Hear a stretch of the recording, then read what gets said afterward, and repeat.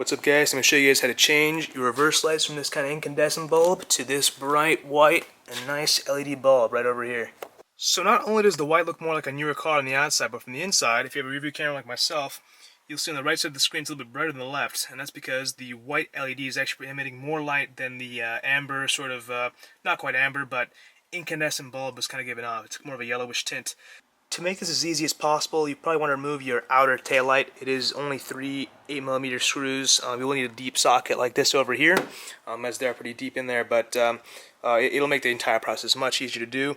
I believe these reverse lights only work with the LCI models, although I'm not quite sure, so if this looks similar to your pre-LCI reverse bulb, then that may work just fine. But I took this out, I unplugged it just over here at the adapter, so I'm going to do the same for this side, which just involves taking this panel off, which just kind of comes in there with some tabs. Just kind of pry it off, there you go.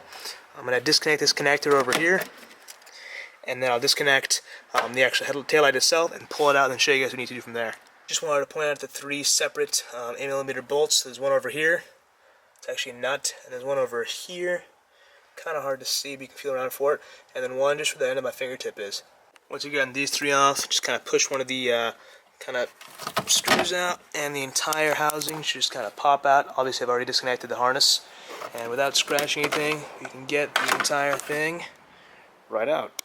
It's here on my workbench. You can see the only bulb here is the incandescent bulb. Actually, is the reverse light right here.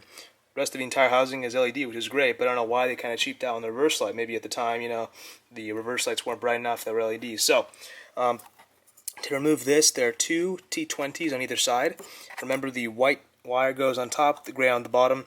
I can't remember which is positive, which is negative, but all I know is it's white on top, gray on the bottom.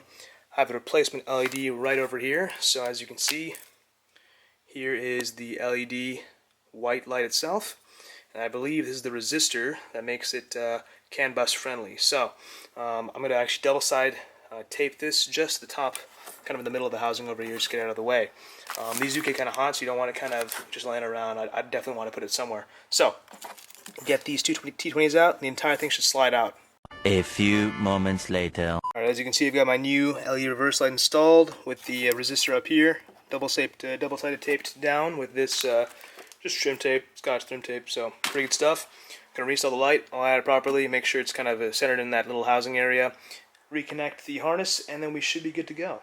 Oh, we got them both in, looking super clean. So much better than before. It finally matches the car, and I just realized one of my LED license plate frame lights is out. Upgraded those a while back. Looks like I gotta buy another pair. You win some, you lose some on eBay. That's just kind of how it is. But take a look at the reflection on the ML over here. Pretty good. Obviously, there's some backlight, but the direct light is from the LED taillights. So, pretty cool stuff. Anyways, hope this helped you guys out. It's a pretty cheap, fun mod to do.